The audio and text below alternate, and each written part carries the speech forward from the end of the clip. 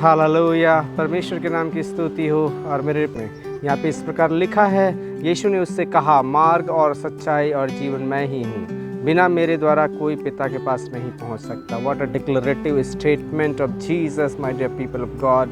यहाँ पे यीशु कह रहा है कि मार्ग, सत्य और जीवन मैं ही हूँ, बिना मेरे द्वारा कोई पिता के पास नहीं पहुंच सकता। जी हाँ मेरे प्रियो, यीशु मसीह ने क्रूस पे अपने आप को कुर्बान करके पिता के पास पहुंचने का द्वार खोल दिया है।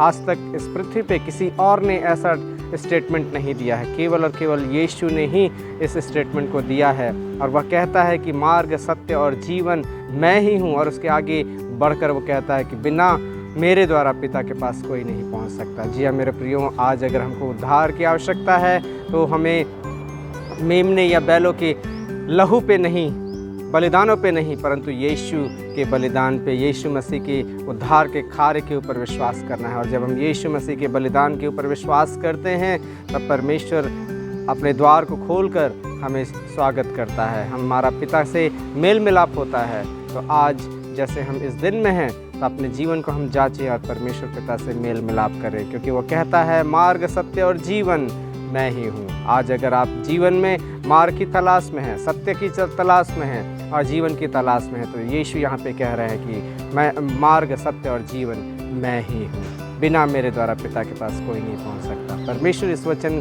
के द्वारा आपके जीवन में कार्य करे। आज का दिन शुभ हो। शालोम।